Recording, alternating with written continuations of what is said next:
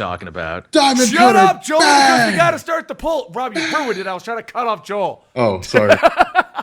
All right, guys, welcome to The Poll, our weekly show in which we actually look at comic books that came out this week, because our previous show, The Weekly Poll, we stopped looking at comic books. So this one, we look at comic books. What we do now, we discuss all the comic books that came out and what's going on and that kind of a thing and blah, blah, blah. You probably all know this at this point. But I'm Benny the Comicstorian. I reach comic books dramatically back to you. That is Joel. He's technically right above me. Fuck you very much. He loves to stand over the bed and pee on himself. It's quite interesting to watch. He also makes videos discussing your favorite TV shows and comic books. That is Sea Monster. She does late night discussions, half naked. I actually don't know, but These are getting strangely specific, Benny. What headcanon have you made up for our show? Benny's been creeping on those live streams, man. Caitlin, Like peeping.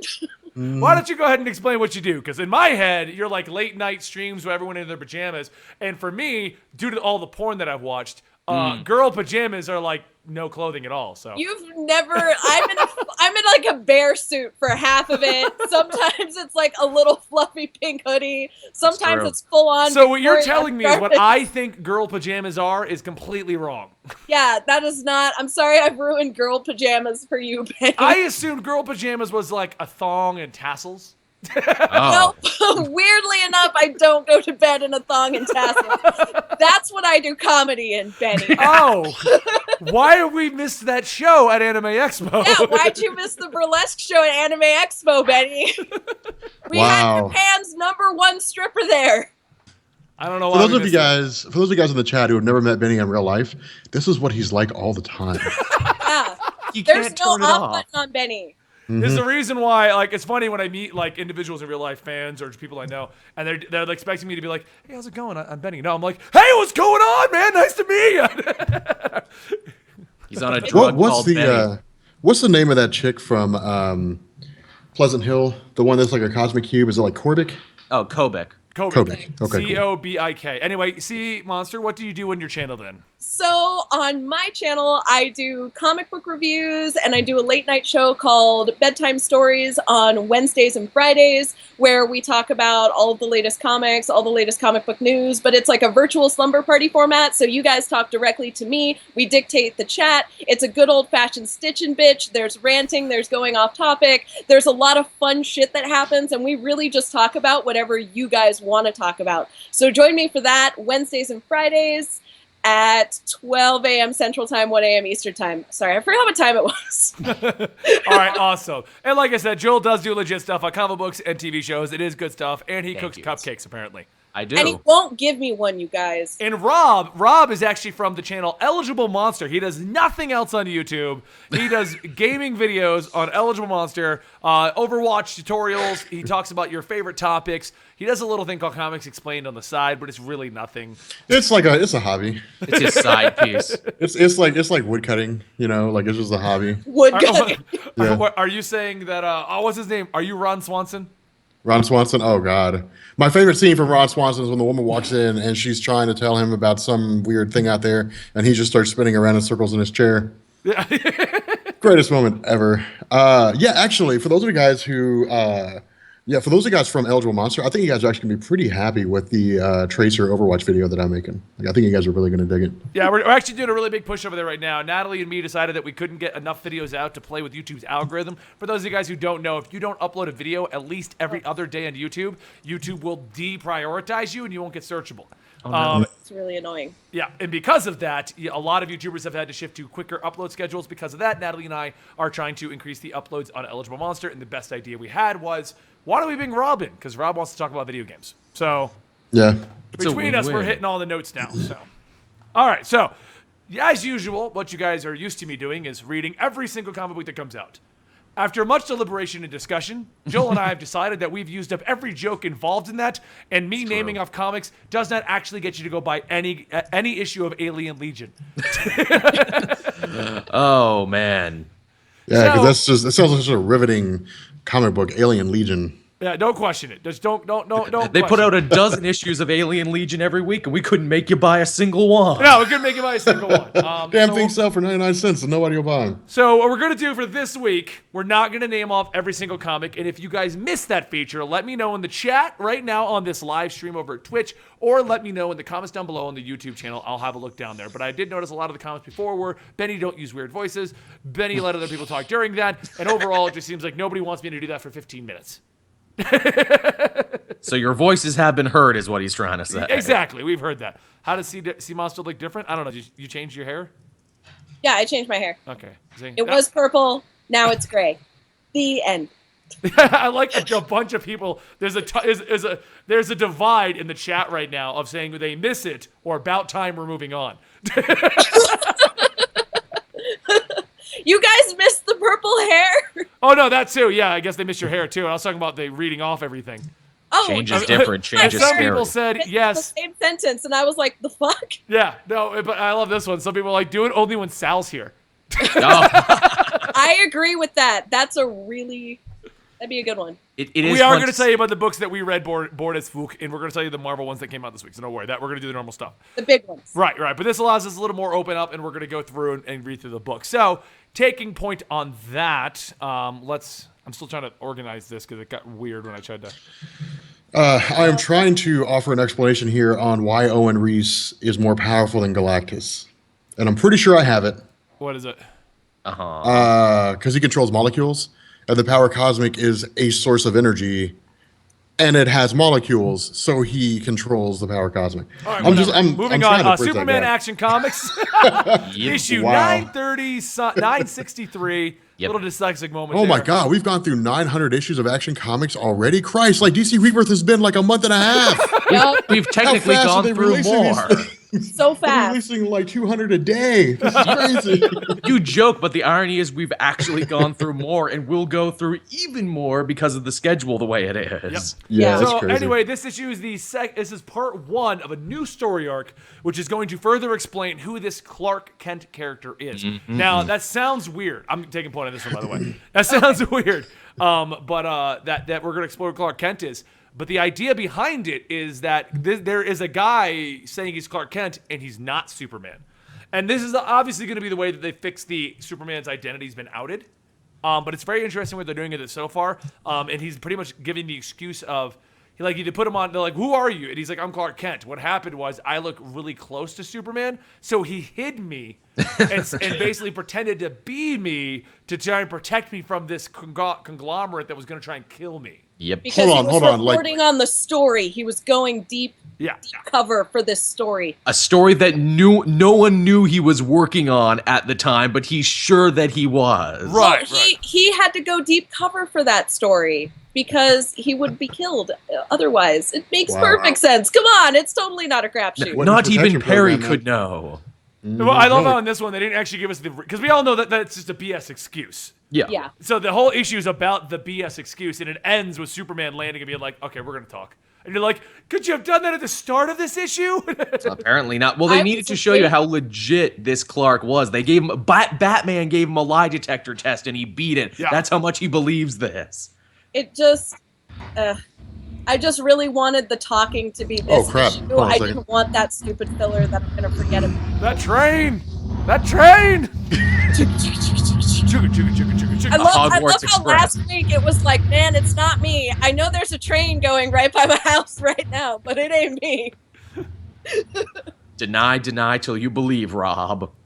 So, I mean, what do you guys think of the story so far and what's going on with this? Because I like the start of this. This Yeah. could go very shitty, though. They're going in some very iffy territory with this story. We're seeing the red flags for shark jumping and for shitty storytelling. Yeah. So I feel like it kind of feels like we're at this divide where they're going to take this old cliche and we're going to do something new with it for Rebirth, like they've been doing with a lot of the kind of golden age DC cliches that we've been seeing throughout Rebirth. They've been taking them and kind of making something new with them. Or what we're going to see is we're going to either see the old cliche played out in the cliche way, or we're going to see it go tits up in a handbag. Yeah. And I'm not I was so worried because especially with the whole, no, Clark's a real journalist. And Jimmy, I don't know if you guys noticed this, it's a little bit nitpicky, but in the beginning of this whole Rebirth arc, Jimmy Olsen was like, no, you are Superman. Yeah. I remember that. You are him. We talked last week. And now he's like, oh yeah, you've been Clark, independent of Superman this whole time. And I'm like, Jimmy, no, you're supposed to be the real voice here. Yeah, get it together. Jimmy Well, changed. see, like your story. this, I think would be interesting because it would be a great turn of phrase. Because like I mean, this is like in the '90s, like the death of Superman, and we got 4 new Supermen. We got Hank Henshaw, we got Connor Kent, we got the Eradicator, and we got John Henry Irons, but he doesn't count. And so like we got like because he's not Kryptonian, but like I mean, like the last son of Krypton. Doesn't count, but even the New 52 was like, look, it's Steel. All right, he's gone. Yeah. Hey guys, it's. It was like, But, and he's gone. But this would be like this would be a really funny thing because I have a hard time believing with Jeff Johns spearheading the show that he would let this slide. But then the other question becomes how much control, like, is Jeff Johns overseeing everything? It's one thing to be executive editor. It's enough to have it's different to have your hands at every cookie jar that goes out because the executive editor is kind of a misnomer. It's not as though the executive editor edits every single comic book. Like they just kind of oversee, and the editors edit the comic book. And so I'd be kind of curious, to see what happens here. But I think it'd be a great, like what Kayla said. I think it'd be a great concept if they were like, "Hey guys, remember how in the 1990s we did like those 4 guys after Superman died? Well, we're not going to do that. Like this is something totally different." Well, and I'm curious. It's Jurgens who's writing it, and he wrote that story back in the day. Oh, so I know he wrote it. And Eradicator just came back in the other storyline, so we're already kind of leaning towards the 4 Superman. Well, that's why I think we're headed for high risk, high reward. We're either going to see something new with an old idea that is, God Johns is like, okay, I know you want to do the same thing, but why don't we do the same thing with a twist? Or we're going to see bullshit. Another thing I dug about this issue is that we get to see Luthor, who now owns the Daily Planet, and seeing how he's running with that, being like, we will be the #1 most trustworthy name in news. You can trust me. Yeah. And also the new paper loves me as a hero. Just wanted to get that out there right now. Well, I like that we're finally starting to get confirmation that Lex really, of course we all knew he hadn't turned over a new leaf. We all knew he was still going to be Big Baddie. But I like that we finally have confirmation of it, especially with the prison. So, But the question is he going evil again already, or are we just seeing like the slow descent, like evil with good intentions right now? Yeah, I think Superior, I would like because I feel like if we just flipped the switch and he was evil again, that would be irritating. It would be irritating because we spent like 4 years like him establishing he's a good guy, and then just because it's Rebirth, if we're like, and he's evil again, I kind of like the idea of this Lex trying to prove himself, Me too. And him still being a jackass, but he's trying to prove himself. Well, I would rather see a slow descent. Yeah, like if it's written well, it just leans itself towards him going back. Because I mean, imagine this. Imagine Max, buddy. What's up, buddy? Imagine that, that you have Lex Luthor. He's Superman. He's trying to do the right thing, but everybody just sees him as a bad guy. Like eventually, it would just take its toll. And you could write a really, really good story as long as it's written really well. You could do a really, really good story where he's like, you know what? I tried to be the good guy. I tried to do the right thing. At every turn, there was opposition. At every corner, people were opposing me. At every, in every situation, there was always someone there to say, I know you're bad at heart. Yep. And he's like, if that's what people believe I am, then that's what I will be. And he just goes back to being the classic bad Lex Luthor from like the 1990s. That's what I mean. Honestly, I would take forever evil Lex Luthor, to be quite frank. But I would like the bad Lex Luthor that we all know and love. Like that's a great way to segue back into him being a bad guy. But I'm with you guys. Like, I don't want to see it just suddenly Lex Luthor's a bad guy. I like what they're doing at the moment. With their kind of... You want a bad guy? I'll give you a bad guy. What we're saying is if you, for some reason, missed the original Action Comics run, I think everyone here can agree, this is a great starting point because it's the next arc. It's literally chapter 1. You'll be a little confused of who this other Clark is, but they pretty much explain the whole situation right off the bat. Yeah. So, I mean, Caitlin, do you disagree? Because you got all quiet and looked away. Oh, no, I was looking down at something completely different for a second there. Because I was actually just trying to place where Superwoman falls in line with this, because somebody made a comment and they were like, if you read Superwoman, it ties into what's going on with Lex in Superman right now. And I was like, oh my gosh, yeah, it does. Because I just read it last night, but I didn't really process it because Superwoman this week was not my favorite. It's issue 2. How is it already not? It's already. Issue 1 was incredible. What? Issue 1 was incredible. Issue 1 was amazing. And this is kind of, it's not quite it for me. But maybe that's just because the story's getting a little bit muddled and convoluted and a little tricky to follow for me right now. The only question I have with the Superwoman thing, and I'll ask this when we get to it on the list here. So, Yeah. All right. So the next up on the list is the all new X-Men. I don't think anyone read that yet, did they? Nope. Okay. All-Star Batman. Screw you. I'm taking point of this again. No, I'm doing it again. I want this. Okay. You know what? We'll do it together, Joel. Ready? Okay, sounds good. Goddamn incredible. Your turn. I agree with everything you said there, Benny. This one is hitting all the buttons, ticking all the boxes for me. Dude, okay, first off, it's an extended issue. So it's longer than normal. It's like 28 pages instead of your usual 22. But it's just nonstop amazing. Batman fights like 5 different groups of villains in this one. Yep. We find the entire switch around. We see what Harvey and all of them are planning. Like it all comes together in such a masterpiece that I'm just like, why was this story never told? Scott Snyder's like, I've had this in the wings for years. I'm like, why? Romita's art continues to impress. I love that it's gritty and visceral, and yet it has beautiful colors. It fits so much better with Batman than it did when he was doing Superman. Agreed. Yeah. Yeah. Agreed, absolutely. Oh yeah, what another cool thing about this one, this issue officially canonizes the female version of Copperhead from the video game. She's now officially in the universe.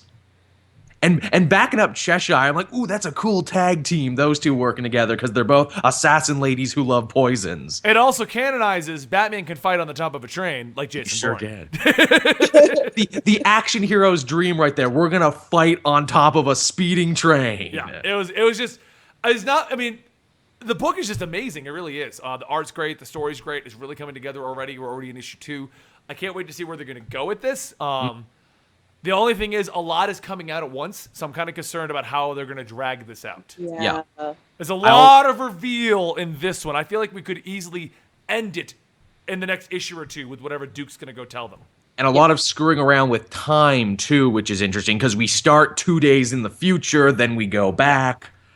I appreciated they gave some more justification as to why Two-Face is acting differently than he has in any other story. And they find a pretty cool reason, and that is, look, the funnier Two-Face, who, I'm going to rob the Second National Bank at 2 o'clock for $2 million, that was Harvey trying to get Two-Face caught because there was a good guy in there. This is the evil personality fully manifesting a version that only Batman has ever seen up until now. And he is evil. Yes.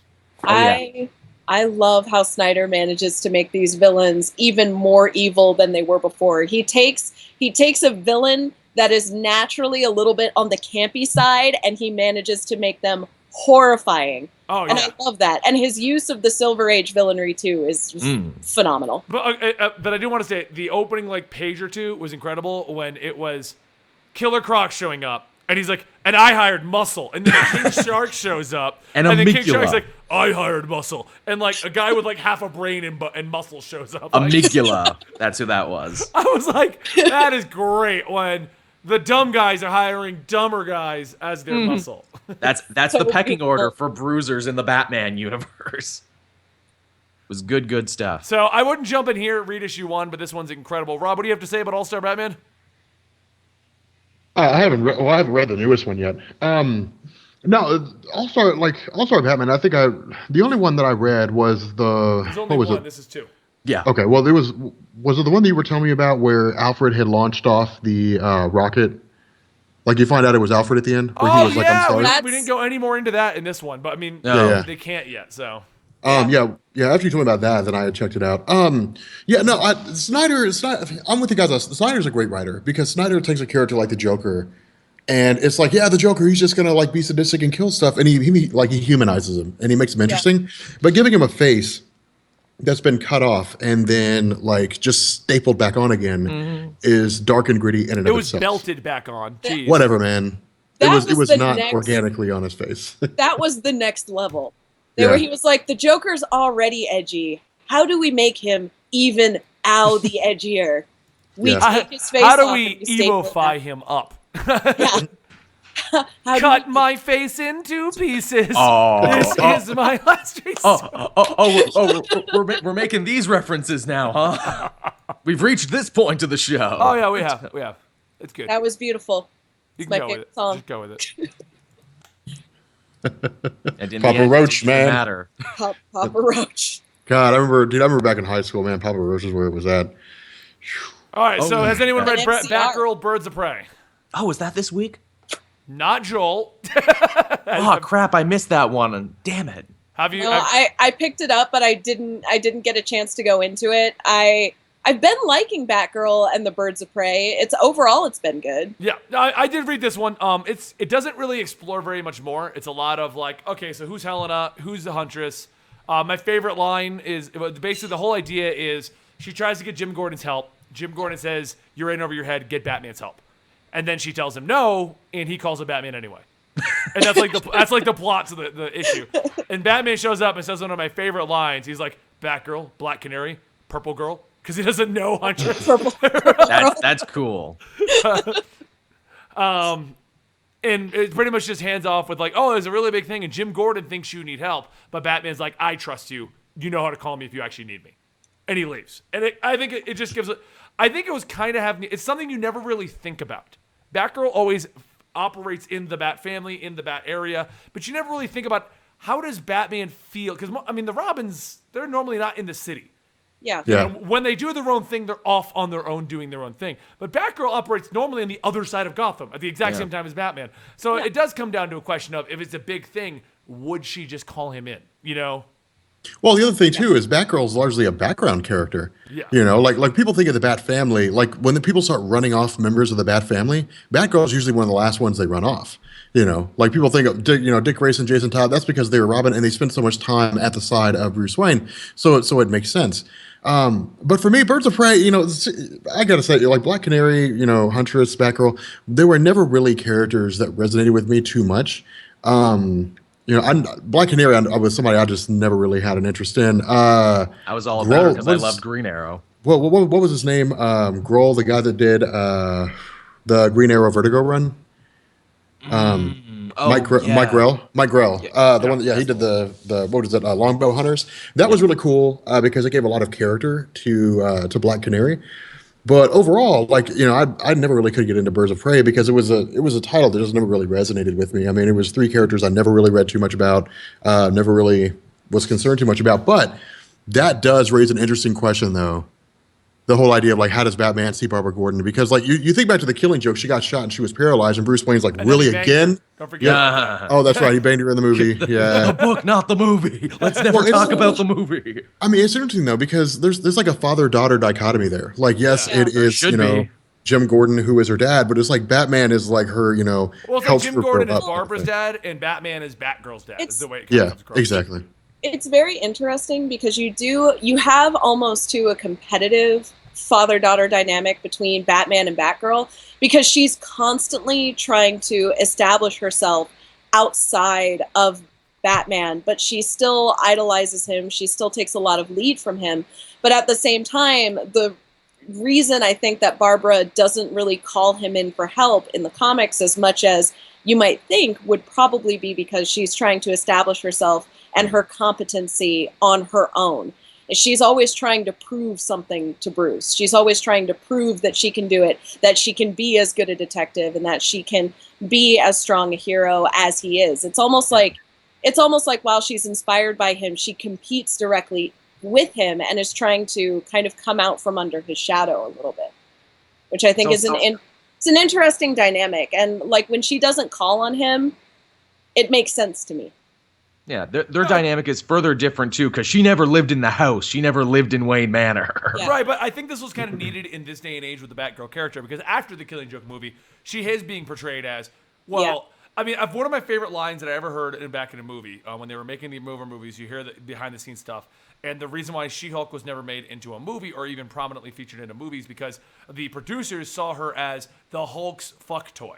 That was the wording. You mean Goyer who Oh. said that? Yeah, Goyer. You mean jerk ass Goyer? Right, and I got a little concerned after the Killing Joke that Batgirl, after all of this character development, is now just going to be viewed as Batman's fuck toy. Yeah. And I think this is a great issue where it portrays that's not the case, like at all. She does her own thing. Batman flat out says, "I trust you. Whatever you think is going to happen, I got your back," and leaves. Like, we don't need him there. So. Well, and I think that's really good because Batgirl and the Birds of Prey and Batgirl in DC Rebirth have been the kind of antithesis of the Killing Joke. It's been the complete opposite. Absolutely. Whereas Babs is very dependent and very love-struck and very Sex and the Gotham City. We see somebody who's tomboyish and, very, very focused and very into her tech and into her fighting and into her job, which is vigilantism. And independently wealthy, too, don't forget. Yeah, and independently wealthy as well. I feel like every issue she's in, she names off some other company she owns somehow. She got into investing really early, man. Built a good portfolio. Like, I think it was this issue or the last issue where she was like, was it Gordon Power Companies? And I'm like, wait, what? You have a tech company, a power company. I was like, so here's my theory. Batgirl either has a really good venture capital firm or she started a business accelerator, and part of the deal was to put Gordon on everything. No, that's a good point, man. Because with Batgirl, like the funny thing is, like because she's never really been a sidekick to Batman. Like she's there, but she was never like Robin. Yeah. Like it wasn't like Batman, and then it's like Batgirl, let's go fight the bad guys because you're my sidekick. I mean, because like even though the female Robins, like Stephanie Brown and Carrie Kelly, were Robin, like they weren't Batgirl. And so with Barbara Gordon being on her own, that I think is a really cool concept because with a Killing Joke, and even like during Snyder's run, for example, when the Joker came back and the Joker kidnapped her mom, I think it was. That was a Gail Simone story, yeah. Gail Simone, yeah. Like that to me was a cool run. That was a cool concept because if that hadn't been written, if you hadn't seen that story, she would have just been one of the hired hands helping Batman deal with the Joker, as opposed to a character that has her own thing going on and is dealing with the Joker in her own way. Which, of course, added to the whole expansion of the Joker's targeting everybody in the Bat family, not just Bruce Wayne. But yeah, I'm glad they're doing some development with her character because that would have been one of the scariest things is if they'd done Rebirth and they just kind of relegated her to being just a character that appears occasionally in Batman's comics and does a bunch of nonsense with Birds of Prey. So. Well, I think they're doing a really. Oh, sorry. I think overall, because I noticed this in another one of the comics too, they're doing a really good job of answering the common question of if these are all operating next to each other, why aren't they helping? Because this is him, Batman, showing up, being like, you have your own. But if you remember the first issue of the Batman Rebirth, he made a comment of call the Justice League, tell Hal and Superman I have a plane crashing and I'm not a superhero. And the response was they're busy, but they're making these slight mentions that. Yeah, they all operate in the same space. We gotta remember that they exist in the same world. So, because it just makes sense because because Gordon's like, you're in over your head. I'm gonna call Batman. Batman's gonna die if he doesn't stop this. Yeah, he's gonna call the Justice League. He's not just gonna die. Yeah. Well, I like those allusions to it. And just to go back to Rob, the point you mentioned with the sidekick versus side character thing, I was thinking about when we think about, when Batgirl was created and a lot of times when a lot of like female sidekick characters were created, they were created as accessories. And I think that's why you have that difference between Robin as a sidekick and Batgirl, because Batgirl is a pinup character. I mean, that was what she was originally created as. Very similar to Harley's origins, even though Harley was created in the 90s. You have this creation of a pinup character that's meant to be an accessory and a side character who doesn't really impact the plot, but is there because they're pleasing to look at and they're fun to put into joke plots. Oh yeah, that's exactly why she was made. Like her and Batwoman. Like Batman sales, Batman was on the verge of being canceled. The sales were taking, and they were like, "Well, let's just have a chick run around dressed as Batman, and it'll bring boy fans coming back." And it didn't. It didn't succeed. And certain weird people were worried. Where it's like, oh, Batman living with this young boy. Does that seem slightly gay? Quick, give them girlfriends. Put Batwoman and Batgirl in there. This discussion's kind of gotten a little off rails, and I wanted to let it keep going, but we do have a lot of other comics to cover today. Yeah. So we are going to move on from this discussion, but I think it was a really, really good discussion and going over what happened. And I find it funny that everyone jumped in on this discussion, and I'm the only one that read this particular issue. Yeah. No, I will say this though, to touch on anything about them having like the characters like Batman, Justice League, yada yada yada. That cohesion thing, I don't think it's for comic book fans. I think that's for the average person. Like for the average person that walks in and gets the fact that comics. they're even answering it all is what I think to be cool. Yeah. Because it's not for the comic book fan because we've all just accepted. Yeah, Superman's literally could be there in a blink of an eye, but no one's gonna call him. No. Mm-hmm. Then it's like, where would the plot go if we called Superman for the Batman problem? Yeah, exactly. That's true. But I do want to comment. Trevia brought up a thing about the reboot of Dr. Freeze in the All-Star Batman. That is the one you're thinking of, the sentimental Mr. Freeze. That's when the cartoon show got carried over into the comic books, and it's been retconned a while ago. He's not probably nice and sentimental anymore. But they're probably going to be retconning him back, though, is the thing. I could see that, but at the same time, he wasn't even originally like that. The TV show did that to him. Here's my thing. I got a little bit of insight. So James Tynion was doing like a Reddit AMA, and one of the questions I got to ask was, hey, how come you didn't use Mr. Freeze for your Detective Comics team? It made sense because he was basically a good guy at the end of the last retcon. And the answer he gave, and you can look this is still online. He's like, oh yeah, I didn't use Mr. Freeze because Scott already earmarked him for a project. Which makes me think Freeze is going to go bad again in All-Star. I don't know, but with Snyder, I don't know if he'd go back to being a good guy under Snyder's care. Looking at how we don't really know. I mean, just to answer, we can discuss the theories in that probably post show, so we can keep moving on. So we're not doing a 3-hour show. But just to go over that topic, I mean, I made a whole video on it.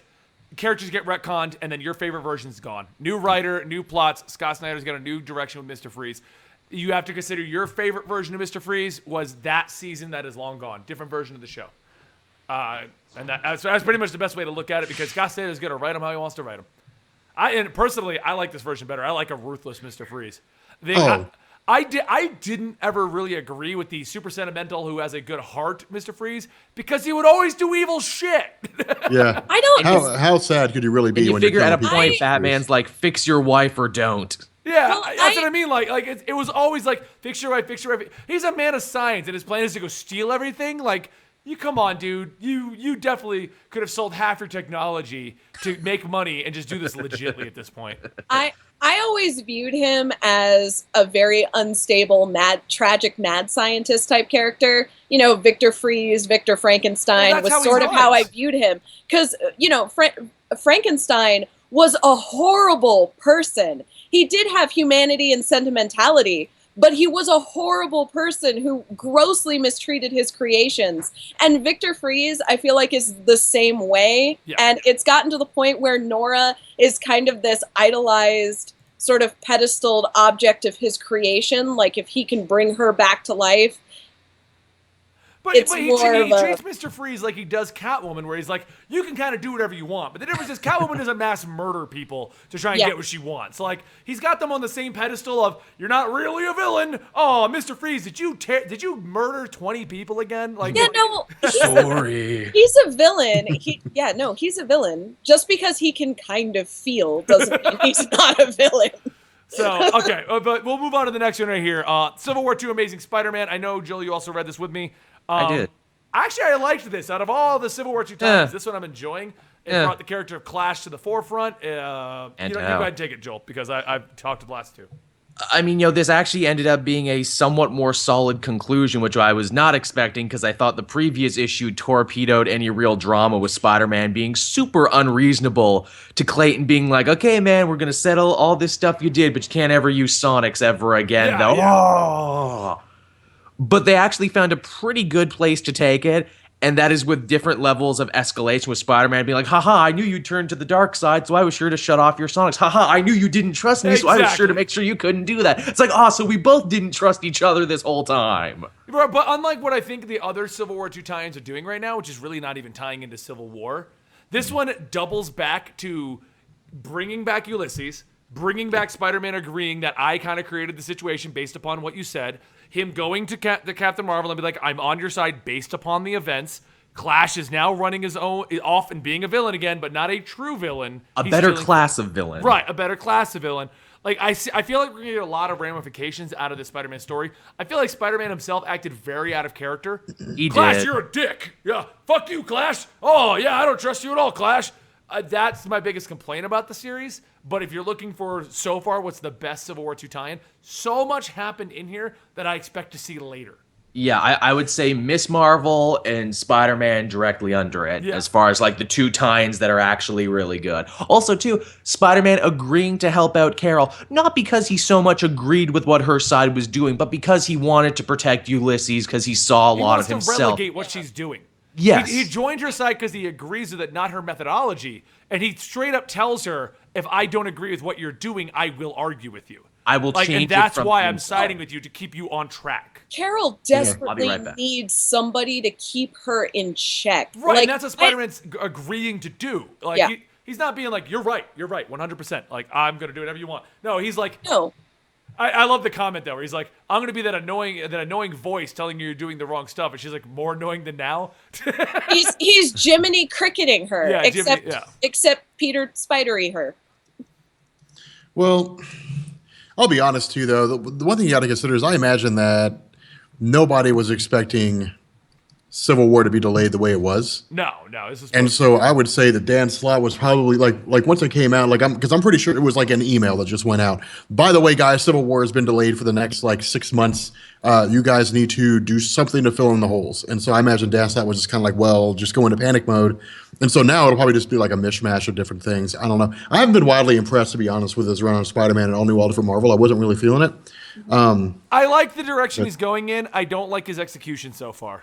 Yeah. It feels like he progressed Spider-Man to where Peter Parker should have been going, which is owning a company and being smart. Because I mean, you got to think everyone's always like, oh, I love him down on his luck, but the dude invented the webbing. Like, Yeah. he's a smart individual, and you just want him to always be 100% poor and down on his luck. Like, have women problems, have all this stuff, but he should be a rich motherfucker with what he's capable of doing. Like, Oh, dude, I talked about that in my run on Hickman's Fantastic Four. I was like, and this was the point when Spider-Man joins a Future Foundation. I was like, by the way, guys, like, he's super smart. Yeah. He's one of like the 5 smartest people on the planet. You know, he's and not he's always like, oh, I messed up again. Yeah. I Get your shit together, Peter Parker. Yeah. And I get that was part of his charm. Like, he couldn't get his shit together. But, like, eventually, stuff is going to fire off in the right direction. Like, Yeah. I think the thing a lot of people have a problem with is the giant. I feel like the personality change was pretty big. Like we went from the Peter Parker personality, and it seemed like he didn't retain a lot of that when he made his, I guess, leap to success. It went to a very Tony Stark personality. yeah, and that's the only Yeah. problem. It should have stayed more Peter Parker, and he's very Tony Stark. Very. Like, what money does what to I you. would have loved is he's somehow got these riches, and he's suddenly able to do everything, but he's still constantly late, constantly fumbling around. Like, you know. They kind of do that too, not all the But time. no, In the- but there's times that he shows up and I need to call a meeting with you and blah blah blah. I would love to have like if Anna Maria was with him 24/7 and like Peter, get your come on. You mean would Anna also- Marconi? Yeah, no, it's Maria, Anna Maria. I thought it was Anna Marconi. No, it's She's got Anna 3 Maria names. Marconi. Her last name is Marconi. Yeah, but I call her Anna Marconi. So basically, you call it. So you're like every commenter. Oh, you're right, but I like to do this instead. It's Marconi, Benny. It's not Maria. It's Maria. I've been in a huge debate Marconi. because I got it wrong and called her Anna Marie for like a whole complete story. She's not Rogue, Benny. Okay, whatever. Anyway. She'll Anyway, never be it's not Rogue. the greatest issue at all of Spider-Man. It's definitely not. I do like because they made him too much of the dickhead multi-millionaire guy. But it is, Yeah. I think, the best Civil War tie-in, which is It's- not yeah. saying a lot about Civil War tie-ins. No, it's not. I mean, it course corrected in a good way, which I give it credit for. It could have gone to hell, but it actually course corrected and was okay by the end. Yeah. So keeping us in a pace here going here. Did anyone else read Gods of War 4? Not yet. No. The only disappointing fact to have about Gods of War 4 is there's nothing surprising about it. Oh, If you've been reading it, it's a great conclusion. Herc and his team win. He gets asked by Athene what his plans are. How are you going to start over? And he says, because I'm starting anew. It's cool. I liked it. No real shocker. It's over. I don't think we're ever going to see him again. no, we are because he's going to be on the new yeah, he's on Mark the Waid one of the new Avengers team. teams. Yeah. It's good. Don't read this last issue. Read the series, you know. See, that's where Hercules belongs. You know,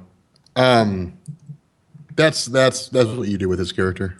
Yeah, you put him on a team. You put him on a team. Like it's because they tried that. They tried that with Hulk when it was the Incredible Hercules after World War Hulk, and they sent Banner. They sent Banner like 300 feet underground in a shield containment facility and just left him out. Greg Pak did a good job writing. I think it was Greg Pak who wrote the Incredible Hercules. Like he did a good job doing it, but the problem is Hercules. Everybody that looks at him is going to see him as a poor man's Thor. That's just everybody. That was the whole thing about this new series. They went with that. Yeah. That was I know it was designed to be a joke because it was based off of the Civil War thing. Where it's like, well, no one called me. Like everybody's like, yeah, he's a poor man. But that's the problem is with a character like Hercules, you don't make him a poor man's Thor. You make him a badass. You give people to read him. Give people a reason. Take Hercules and make him 90s Aquaman. That's what you do. Oh, make him like 90s Aquaman where he's just ruthless, and crazy and badass. Like that's what hand. And a hook hand, yeah. I mean, Hercules, even in his original mythos, he was a drunken badass. Oh, and yeah. You're right. Yeah. He should be 90s Aquaman because even in his OG canon way back in the day, he was vicious as fuck. Like, it got to the point where he and his waifu were trying to kill each other. Mm-hmm. Yeah. So it's a good story. Just to touch on another thing, I want to comment on this real fast and get your guys' opinions of this. Trevia once again asking a rather interesting question, but we can't talk about it forever. Why can't Spider-Man be married? My opinion why superheroes just in general can't be married, unless the marriage is a prominent part of the story, is it limits the stories. And the reason for that is, if let's say Spider-Man's still married to Mary Jane, you have to always address it. She's either tagging along or she has an excuse of what she's doing. And if you address it, you're now getting repetitive. Oh, he's off to do his own thing again. He's been missing for 4 months. Mary Jane's like, oh, you're back. It's... Yeah. I don't even care about his relationships. It's just something that always has to be addressed. And by having him not married, it just cleans all that up. I really wish Sal was here right now because I know he spoke about this at length. And I know one of the reasons I've always felt, or at least the line they've always given, is you can't have heroes married because it makes them feel too old and young people aren't going to want to read stories about married people, which I think is silly because it's like the Fantastic Four, man. They've been married forever and people have been reading them. And The difference with the Fantastic Four is that they all went. They can be married, but Sue was always along for the ride. So she contributes, You didn't have to explain the marriage every time. Well, it's the working together thing. It's they have the same job, they live the same lifestyle, they can relate, and it would make sense to throw them into stories together every once in a while. Or if he, falls off into another dimension for 4 months, she's not sitting there going, oh, what the fuck? Where did he go? I wonder where my husband, who totally works a 9 to 5 and doesn't moonlight as a vigilante, go. It's like, oh yeah, he probably fell into another dimension while battling this big bad evil villain. He'll be back in 4 months. Like I said, 4 months. Times. But Trevor actually brought up an interesting point. Superman was married, yes, and they ended that. And then I personally felt like the Wonder Woman relationship was a lot better because she it was amazing. Yeah, it was so much better because it wasn't just Lois Lane going, "All right, see you later, Clark." I disagree completely. I am always on Team Clark Lois. But here's the thing. She's in the military wife position. That's where she's at. But you can't have every single superhero have a relationship that's a military wife situation and have it work 100% of the time. It just relationships, even in real life, aren't going to work that way. And for the record, this has nothing to do with the argument of I prefer Peter Parker to be married to Mary Jane or Superman to be married to Lois Lane. That's perfectly fine. I would prefer Peter Parker to be a happy individual married to Mary Jane, and I would prefer Superman to be married to Lois Lane and get my classic Superman Lois Lane storylines. That's a different thing. What we're stating is it's a lot harder to write a story for that situation. Yeah. Well, plus it depends on the character. Like sometimes it just goes along with the character. Like Batman's better when it's just he's brooding. When he's just like I'm just angry at the world. Also, Batman will never be in a relationship. Yeah, he'll never because it would severely take away from his character. Same with Matt Murdock. You can make some great stories where him and Catwoman have a kid, or where him and Talia al Ghul have a kid. Like you can make some great stories like that, and you get Damian Wayne, and some really cool things happen. But for Peter Parker, he's with Reed Richards. Susan Storm, like, she fights alongside them. It's not as though, she's just kind of there, and nothing ever happens. And even if Mary Jane Watson, and Peter Parker were off doing their own things, if she had power, she could contribute. She could actually do something. She could fight alongside him, but she has no powers. She's just a normal person, and I don't even remember if she's still a model in the comics anymore, but she's just like a regular person. And the story would inevitably boil down to, how long can we have, Mary Jane Watson being kidnapped? Well, now the Vulture's kidnapped her. Well, now it's Dr. Octopus that kidnapped her. Well, now it's Mysterio. And it would just turn into that over and over and over again, and it would take away. It can become very stale, like a lot of marriages do. Right, and everyone is arguing, well, they did it in the 90s. You're right, they did it in the 90s. First off, the 90s marriage thing, if you look at both Spider-Man and Superman, wasn't actually an intended thing. It was them competing with each other to get the big mention of having them be married. And then the 90s just turned it into MJ stays at home and gets upset that Peter Parker isn't around, and Lois Lane stayed at work. And if you look at the very first storyline for Superman the New 52, where it's Clark White with Lois and the kid, Lois is being shuffled to the side and basically doing nothing but going, oh my God, don't do this again, Clark, I can't lose you. And he's going off to train his son. What we're saying is it limits the stories. It's not that they're impossible to tell. It limits them. I think if you get a talented enough writer, you can do anything with it. But how I think far that's can you go with it? I mean, you went 20 years with that marriage. Now what are you going to do? Well, I feel like with a lot of these like marriage and romance plots, one character inevitably is always going to get shuttled to the side unless the relationship becomes a big part of the story. Like Green Arrow and Black Canary, I feel like can get married and they can stay married, but they contribute to one another's plot lines and they can run off and disappear and be independent.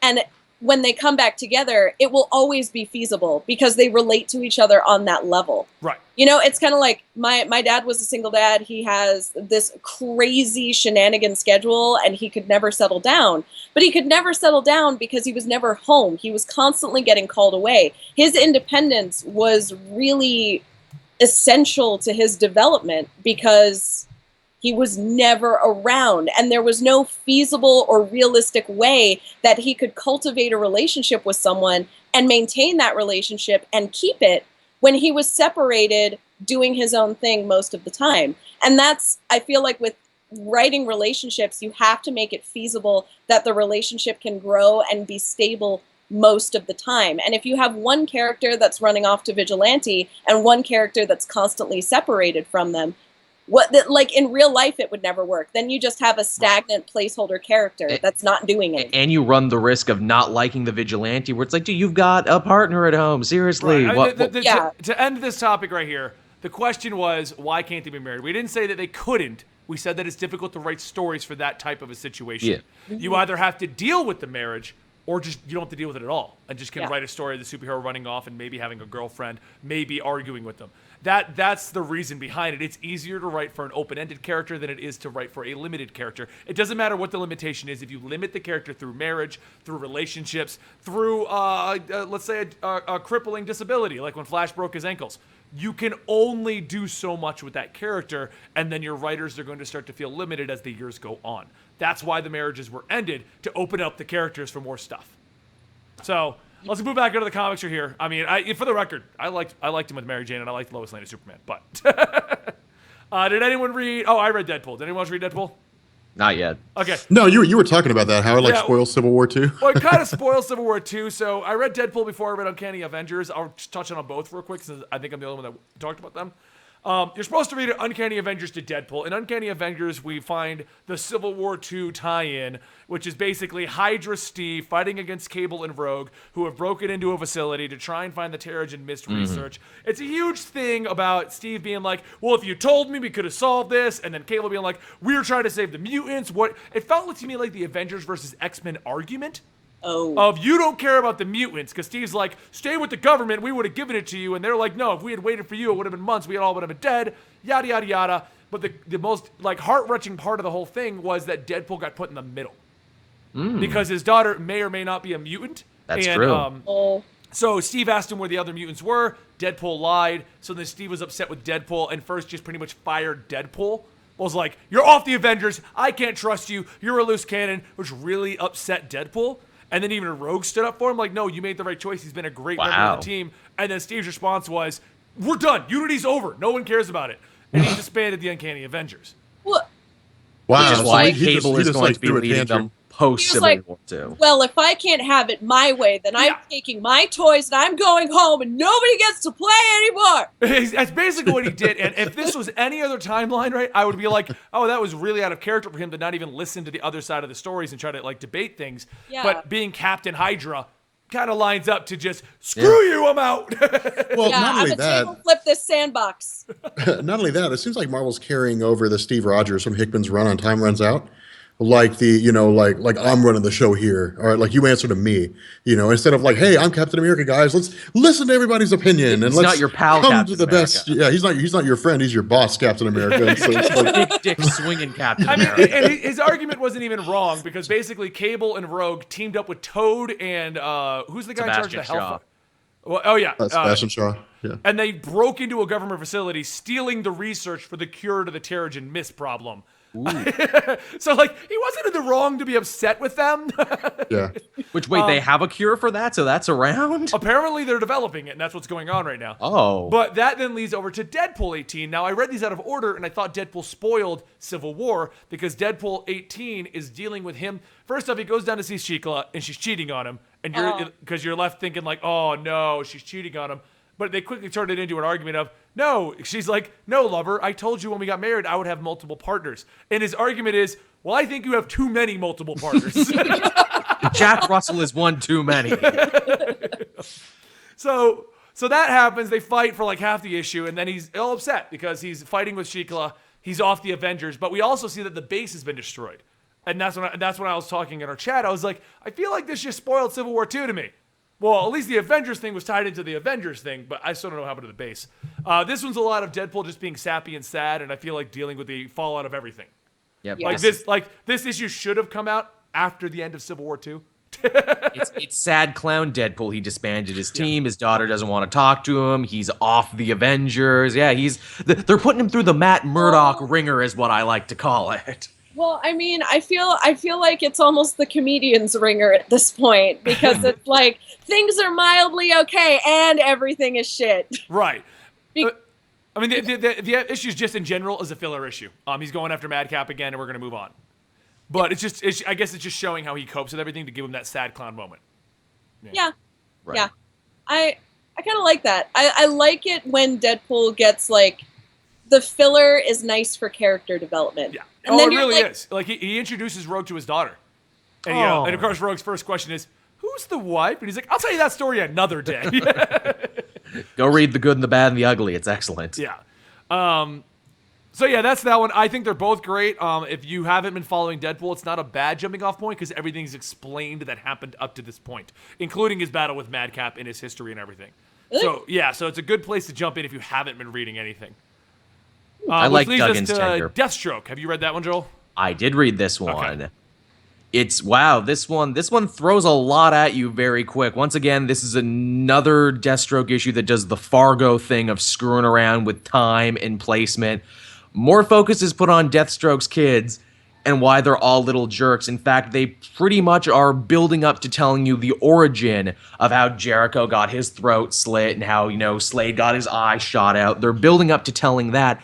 Only now they've given the wife more agency, where the wife is a badass agent trying to track down Deathstroke, being like, oh my god, you don't take me on murder missions anymore. You jerk. And in the present, they're doing, the oh-so-classic CIA agent storyline of, I need to find the man who betrayed me. He may have been a member of my old unit, so I need to track down my old unit. It's that, but they keep putting interesting twists on it. They introduce Ravager this issue. They kind of redo her origin, and it's kind of cool how they work her in. In 3 issues, they've done more work filling in Slade Wilson's origin and background than I think any of the other books did in only 3. I'm really enjoying Deathstroke, which I never thought I would say. Why did I do a Google search for Rose Ravager and the first image is a topless version of Rose Ravager? It's a popular Wait, image. now I'm gonna Google it. So that's It's the internet, man. Just type in Rose Ravager, and on the top row of images, you got a topless picture of her just covered in like very. I want to see it. So you think it's a good jumping off point, or should they just grab issue 1? You probably should, just to get the feel for this new thing, because this is very unlike past Deathstroke books. It's actually kind of a slower burn, kind of a more adult take on it is what they're doing. Again, it's very Jason Bourne-y is what it is, and I like that about it. Did you read it, Caitlin? Nope. Okay, so did you read Batman Detective Comics? Yes. Okay, then you go. Yee. So Batman Detective Comics was, I mean, it was emotional. I went on quite a ride while reading it. It was Now I gotta read this one. what? Now I gotta read this one. I haven't read it yet. Dude, it was missed. really intense. It was very, very well done. So basically, we have everything coming to fruition. Batwoman's dad is a total dick. We knew that. Yeah, we knew that, but you know, that's just kind of where it picks up. Oh, dad is a dick. Oh no, the city's going to be killed by a bunch of drones carrying AKs. And then Tim Drake is like, no, this cannot happen. So he leads the drones away. They surround him, and he's like, oh shit, I'm gonna have to sacrifice myself so that not everybody gets done. Only Oh, right, I forgot where we left off. I'm opening that right now. Yeah, They- opening it right now. They go Godfather 1 on his ass. Well, yeah. Real quick, 2 seconds. Hold that thought. Don't lose your train of thought. Rob, Okay. give me double splooges for people that we missed. Splooge, splooge. All right, go, Caitlin. Okay. And then we have this beautiful scene, which is totally okay. I want to point out the juxtapositions of these scenes because they are really, really gorgeous. But Please you do. have this moment of resolution where Tim realizes he's going to have to sacrifice himself, and he looks out into the drones, and you see all of these eyes, but they look like twinkling stars instead. And you have this moment of calm and peace when he realizes what he has to do, and then he calls Bat Dad and he calls his GF, and he's like, "I love you, Bruce, make sure everybody is all safe. Okay, bye." And then he, okay, bye. They even show Nightwing in that panel too, was saying like, no, Nightwing is gonna go get the Midnighter and he's gonna teleport you out of there. It's fine. No. He's like, no, there's no time, man. I know what I have to do. And then and then right after we have that scene of peace, we have this incredible full page of violence where his body is completely torn apart. Oh, stop! Don't spoil anymore. No, I'm sorry, Benny. You should have read the comic. Ah!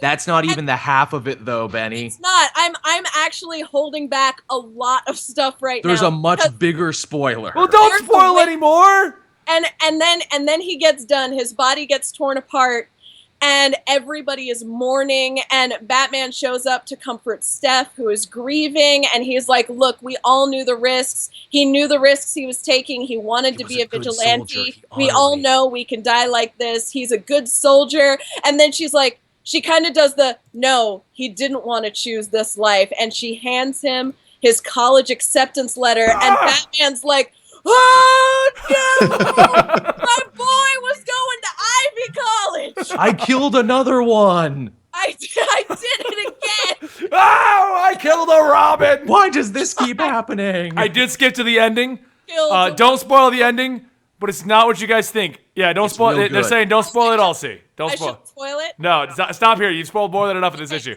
But It's it doesn't real end good. the way you think it does. I'm just going to leave it And at then, that. but he holds Steph, and you see this beautiful panel of him holding Steph, and you get just this little smattering of light in the darkness across Batman's face, and his grit, that much facial expression in a chin. Like, goddamn, I could feel the bat tears seeping through the pages, and then I'm gonna stop. Okay, I'm gonna stop now. Stop. You got to stop there. Okay. What I we're really saying want to is spoil it. read Oh, wait. the series. If you want me to spoil it for you, go watch last night's episode of Bedtime Stories. Or my Rob review doesn't of even care West anymore. Side. Rob's like, I'm channel taking phone at that calls. Screw you CMOS. guys. At that sea monster. Rob's like, screw you all. I'm taking phone calls. At that sea monster. Go check it So out. I was supposed to hang out with a friend tomorrow, but she is making cupcakes for like a, what is it? What are the things that chicks, like women, go to when other women are having kids? Baby Bridal shower. showers. Baby shower. Here we go.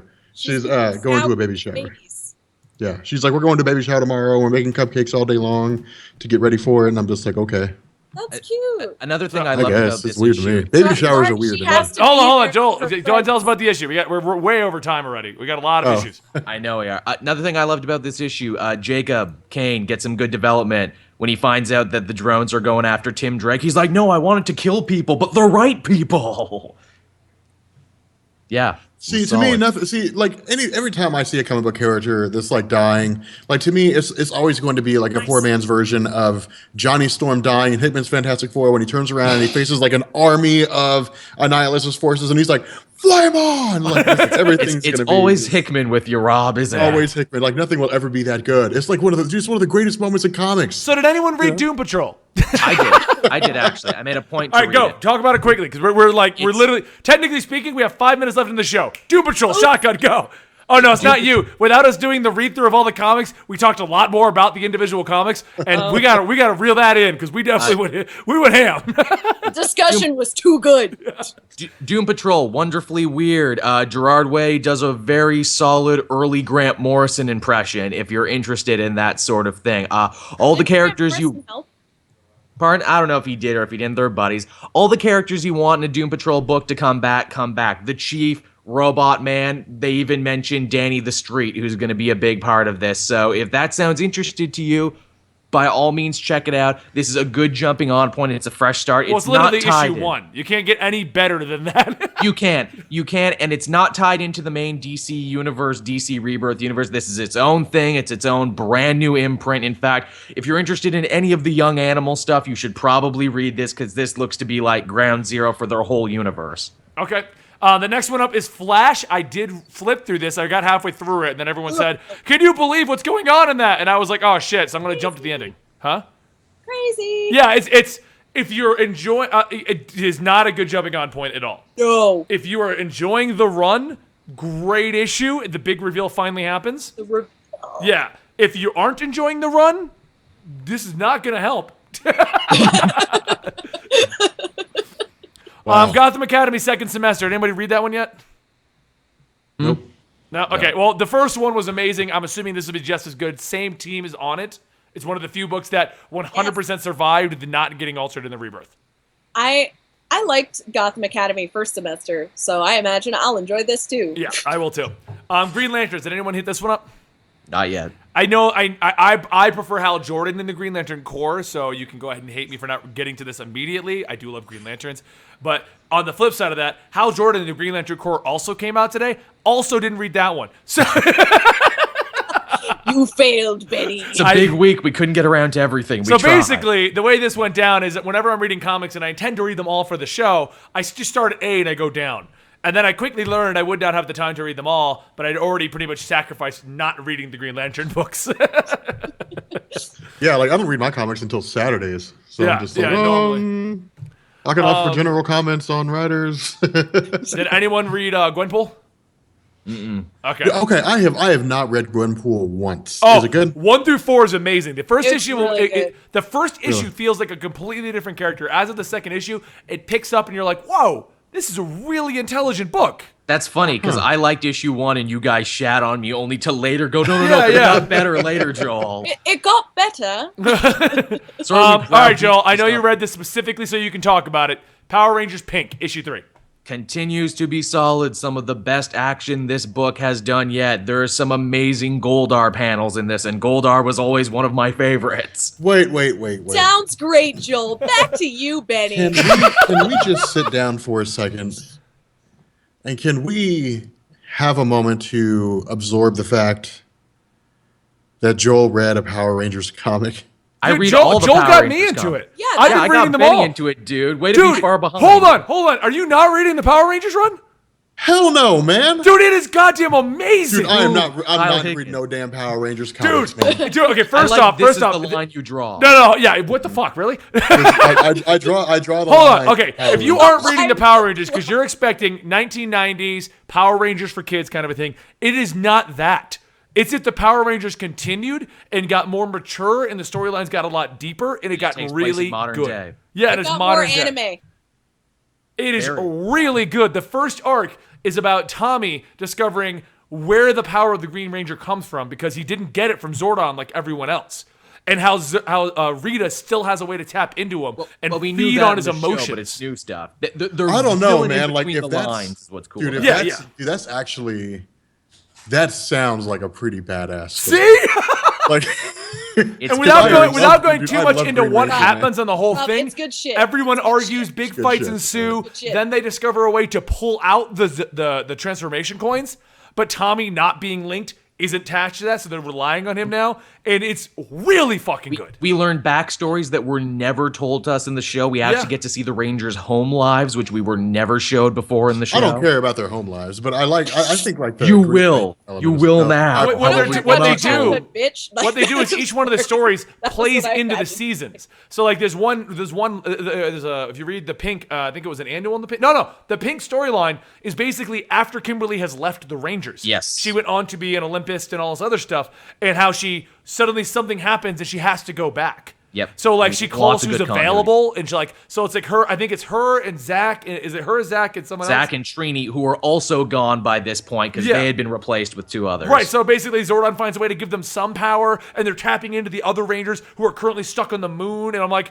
this is probably like the great, like, it's so good. They use the Sword of Light, which is what they used to transfer the power back in season 3. It's a lot of stuff. Wow. I really want Rob's gonna to catch up see- tonight. I really want to see a parody comic of the Pink Ranger, like completely shadowed, and then going, as soon as I get out, you pull me back in. Hold on. Now, wait a basically minute. that. Wait a minute. Now, people in the chat are saying I'm a Power Rangers hater. Let me tell you something. Oh, Let me tell you something, my friends. You will never have found in your life more of a Power Rangers fan than when I was a kid. I had the gun that Unless turned that into person a is me. dagger. No. I've had the gun that turned into a dagger. I did too, man. I had. Just be quiet. I had the Megazord, like like I had all the pieces. You know, like I mean, I had the helmet of the green. I had all that stuff. I had Guys, cardboard believe standees, me. man. Joel, be quiet. So when No, when it came- but not on this. On this, It's one. Rob's turn to talk, Joel. when I was a kid, I lived, breathed, and ate Power Rangers.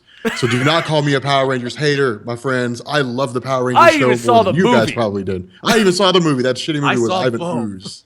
So, Like- no, in all honesty, Rob, because you took our last challenge and it backfired in your face, I Yeah, I'm challenge not you. doing that. I challenge you to do a Power Rangers video. Nope. I will do it at the same time. We will You did My Little we will Pony. do it as a collaboration where I will do the first arc, and I'll tell them if you want to get the explanations behind the series, Rob's got you, and we will collaborate. No. Because you have the fans that are fun. I have the fans that don't like change. So like, no, I'm not doing that. Change. No way. No. We'll do that, and then I'll give you some of the fans who like fun. You have all the fun fans. And I will be way. fact Why, are checking your these fans as just Uber really nerd. serious adults that only listen to smooth jazz? Oh no, see, Like- no, seriously, you don't know the last challenge. So yeah. basically, there don't was a know. joking challenge that Oh, Sal and I yeah. gave Rob for those guys in the chat. We Yeah. challenged him to do a video explaining the My Little Pony comics. My Little Pony. Yep. Yeah. And Rob 100% did it. And Rob got a lot of flack. The flack was so bad, Rob went in the dark digitally, like, for 3 days. Like, I'm not talking to nobody. Fuck you all. Yeah. Over Like, I'm like, ponies?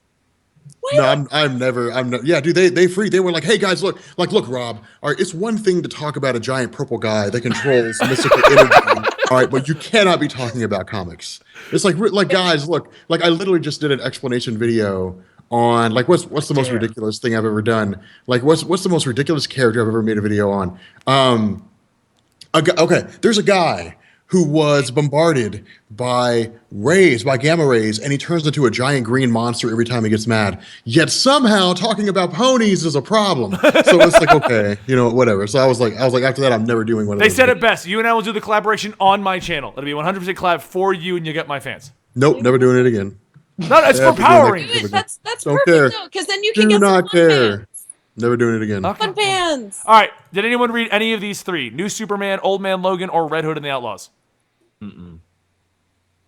Didn't think so. That's why I just named him like that, because I'm like, I gotta feel like no one read any of It's these. like Old Man Logan. They just don't know where to put it. Like they don't know what to do with him because like it seems like he's in this middle ground where Marvel's like, yes, we want to do something with him, but there's a chance we might get the rights back to X-Men. So like we need to keep him kind of there, but don't invest too much. No. Old Man Logan had a great first bunch of issues. The first arc was great. The second arc was meh. The third arc is really good because what they're doing now is instead of like explore, because I haven't read this one, but I know the arc they're in. So what they're doing now is instead of him like hunting revenge and trying to figure out where he is, now we're actually learning more about Old Man Logan. So this story is he goes to Japan and he runs into people, but then he flashes back to the apocalypse right after everything. And where he met his wife, and where he's starting to get more background on Old Man Logan himself, as opposed to just Old Man Logan at current time. See, that was going to be my question is because I felt like they never really did a whole, like all you had was Mark Miller's story. Yeah. And then you had Bendis and Secret Wars, and that was it. That's all you had on Logan. They're adding more, and it doesn't feel shameless. It could easily have felt okay. shameless. Since everyone is here is a Power Rangers fan, I am going to say one thing. I literally cannot say any more of this. But next week, I'm going to meet Jason David Frank. So, Son of a! I've only wanted to meet him my whole life, but you know. Hold on, he didn't go to the what was it, the huge expo that you guys went to, whichever one that was. he's at a lot of those, but we can't get in to see him. You know what I mean? Like, Oh, okay. so it's tied into what's going to happen in New York Comic Con, guys. So you're going to see a lot of stuff popping up there. So you'll know why. So don't worry, it's not going to stay secret for long. But I am going to meet him. Yeah, be sure to ask him about his MMA career. Apparently, random question for Caitlin. Yeah. Lauren would like to know if you've eaten. Oh, thank you, Lauren. Thank you so much. Oh my god. What? Okay, hang on. Let me look at my cell phone responses. Yes, I have. I'm trying to take care of myself for you, Zenny. I mean, Lauren. All right, so moving on. Next Hold on. What just Robin's happened? explanation. What just happened here? All right, I need to tell you a little something. It's a cell phone app called Mystic Messenger, where you can download fake Korean boyfriends. And they call you at 3 a.m. and ask if you've had breakfast yet. It is the greatest thing in the world. It is the weirdest thing I've ever downloaded. Wow. But I love God, it. the internet is an interesting place. So anyway, I highly, if you like Otome games, this is the best one that I've ever played. It's so good. That's pretty wild. moving on next, we have Rocket Raccoon. And no one read that one, right? Rocket Raccoon teamed up with Gwenpool. No. Yeah. First issue was good. This one, I want to wait. I kind of want to see what happens. Spider-Man 8, I know you read, Joel. Tell us about it. I did. You know, I read this right before we started, so I really only skimmed it. But there was a lot of interesting stuff in this. It's Miles hanging out with Luke Cage and Jessica Jones. Bendis being Bendis again. Luke Cage swears in this, even though if you've been reading the main Luke Cage book, he's made a solid point of saying he doesn't swear anymore because of his daughter. But hey, Bendis gonna Bendis. Really, the latter half of it is the most interesting. It's Miles, Kamala, and Sam going on the big Avenger field trip to go kill the Hulk. And it's them before and after being like, guys, I don't want to be a hero anymore. It got mean and scary all of a sudden. And Miles is like, yeah, I agree. It got really mean and scary. And these adults don't know what they're doing. And it's, again, more seed planting for champions and being like, you know what, if we don't like what they're doing, we should just leave and start our own team with juice boxes and Apple Jacks. That would be an amazing team. By the way, Sea Monster has the sword in the chat. Ha!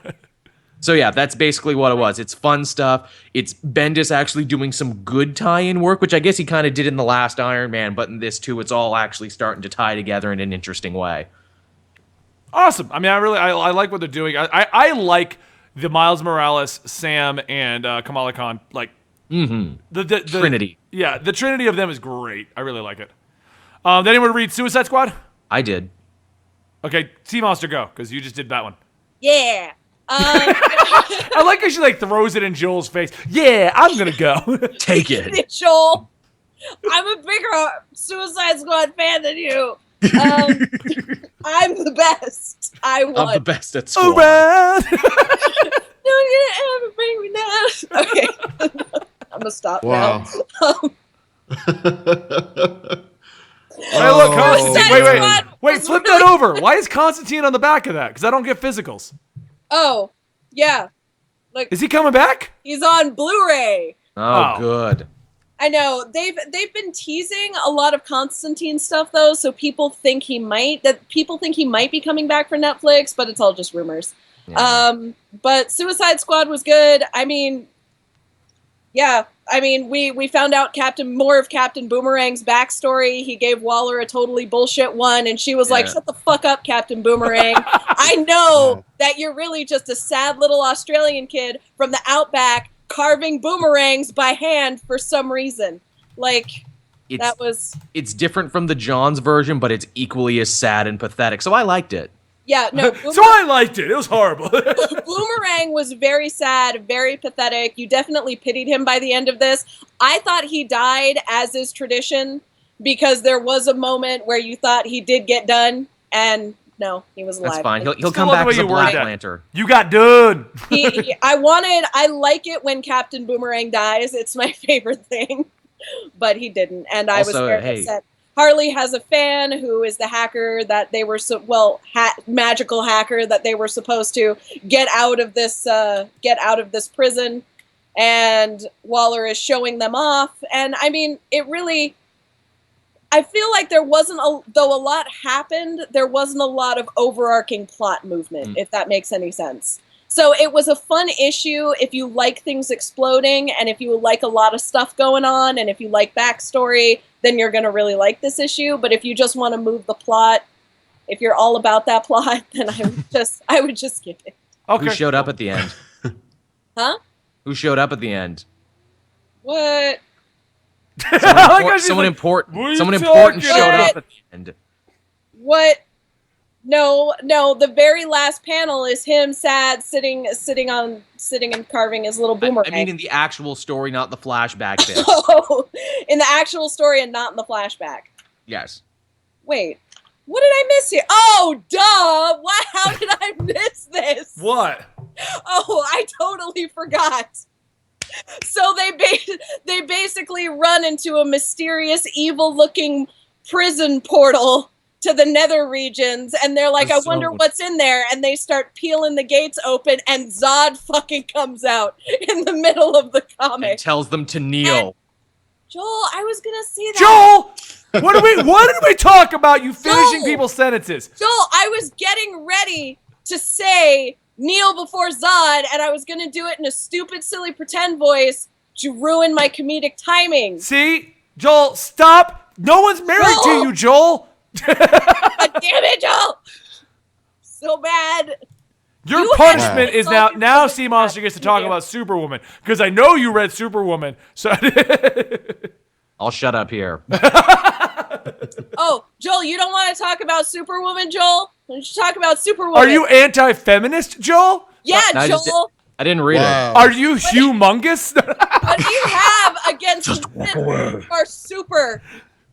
What do you have against super women's? Yeah, what's wrong with you, Joel? Do you not like women? Being Yeah, Joel empowered? has a very hard time dealing with like empowered women. Like Joel does not like women who succeed. So he's Okay, Coming you know, from Rob for is the hilarious. first time ever, I think. Hold on, what? Hold on. Say that again. Run that by me again. I'm just Oh, saying, I know no, we've had some no, no, arguments in the past that have No, been no, funny. no. Expand on that. Expand on that, Joel. You don't get to say something like that and not expand. Like, what are you thinking? Ooh, no one likes it when Joel fires back, huh?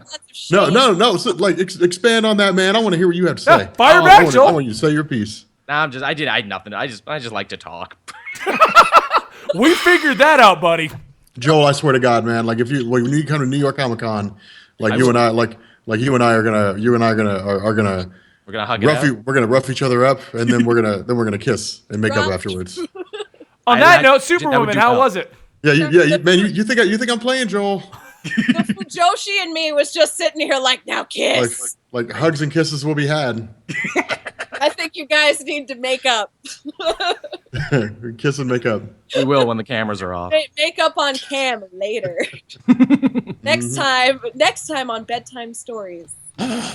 So Superwoman. Wow. Oh yeah. So, okay, Superwoman felt a little bit convoluted to me. Okay. Do you a not bunch like of- empowered women?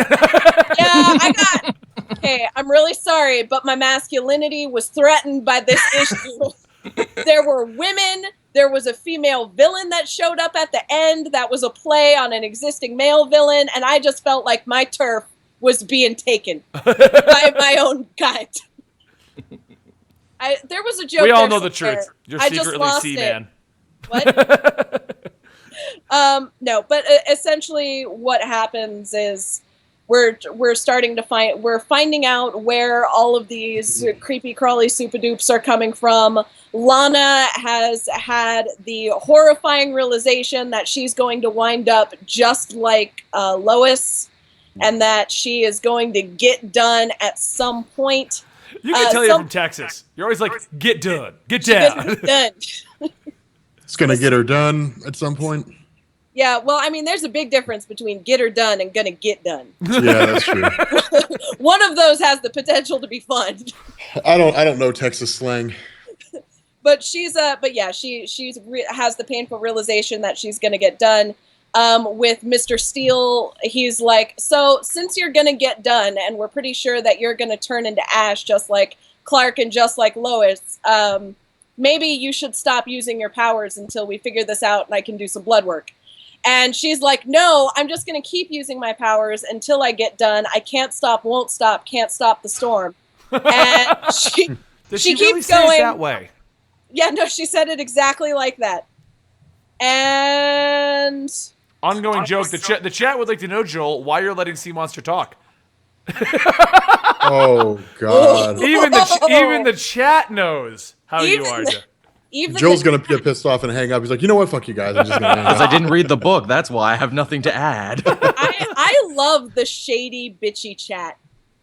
They they're make fun. me so happy. You salty bitches. Anyway, so, but yeah, and then we find out, Lex's bitch-ass sister is behind the whole thing, and she's like, hello, Lex, and he's like, ah. That's a hell of a twist. The end. I know. It was one twist at the end. Wasn't was she like comatose? Hello, brother. But one thing that I really like that the artists used for this last panel was, in case you didn't know her name, we've got Lena, and then Lena! Wasn't she like comatose Yeah, at the she end of the was. last event? Huh. So we'll I want to figure read out that now. soon. All right, so I mean, you already said it really wasn't that great compared to the first issue, but we're gonna see where it goes, right? Yep. I'm gonna see where it goes. Okay. It started really strong. I wasn't feeling this issue. I'll see where it goes from here. Next up is the Uncanny Avengers. I already spoke about that. Did anyone read Uncanny Inhumans or Wonder Woman Year One thing? Oh man, Wonder Woman was out this week too. Damn it, I gotta pick that up. Eternal Warrior also came out. I want to read this. I really do because the story arc's really good right now, but I haven't read it yet. And that brings us to the last thing. Came out Tuesday. Injustice number 39. We are literally one issue away from the end. They finally said it's ending. They finally said it's going to come to a closure. We're bringing in the other people. It's over. By the way, Injustice 2 begins in January. Perfect time. That's exactly what it'll be. It's good. It's Justice. Punch. It's a thing that exists. People read it. It's a thing that should have ended with Year 4, but whatever. Just saying. I've heard it's been dragging on a lot longer than it should have. Oh, yeah. I've heard The that. fact that it did as well as it did is amazing. Yeah. Yeah. Of course, Joel didn't read Wonder Woman and involves empowered women. Ha ha ha ha ha ha. Also funny. My name's Joel from Cape Joel, and I hate women that succeed. Right here, guy. Right here. I love how we finally have found getting Joel pissed off. We just have to make him into anti-feminism. There's enough of that online as there is. I don't need that coming my way. Oh man. I'm disappointed in you. I like Odin's henchman says, scary thought, Grant Morrison does the next Injustice. All right, guys, on that note, this one ran a little bit longer than expected, but let me know in the chat over there in the comments down below if you like this a little bit more, a more in-depth discussion on each of the comic books, or did you enjoy it before where we kind of read everything that came out and then went just like 5 minutes into each in particular issue. We actually did it this way on purpose. We just paced it out poorly. I thought it was going to be shorter discussions, but we had a lot of deeper ones. We like to talk. Yeah, so we really want to know what you guys think in the chat and in the comments down below if you're watching this on YouTube. So don't forget, we'll hang around for 5 more minutes after the stream to answer whatever questions you guys may have. Also, Trevia, your questions are getting annoying. Stop. And lastly... Jeez. Wow. Jeez. Attack the brought fans. extra sunblock for everybody today. Burn, man. You're getting burned. Roasted. I find he hasn't heard it yet, but Trevia is like the most vocal of do it this way. Anyway, top it all off. I'm Ben at the Comicstorian. I read comic books dramatically back to you. That is the Sea Monster. She talks about your favorite comic books and does late night things in her giant bear suit. That is Joel. He does cooking where he makes cupcakes. I don't think he filmed that, but he does talk about your favorite comic books, your favorite shows. And that is Rob. The guy does pretty much everything. Comics Explained. Rob plays. Rob talks. That's literally all channels he owns. He's also on Eligible Monster. He has a Twitch called Rob Plays, and he has a YouTube called I Am Rob Plays that he streams on. He also has another thing called Rob Cooks. Rob discusses favorite literature, and he also owns Robbie Vlogs. Couldn't get Rob Vlogs. Someone else beat him to that. Don't forget Periscopes. He does lots of those. Oh yeah, Periscopes too. Periscopes are really fun too. I'm trying to compete with Rob in Periscopes, but I only Periscope things that are interesting, so it's hard. Oh, all right. So moving on, we're going to stop the recording. Thank you for watching this on YouTube. Hold on.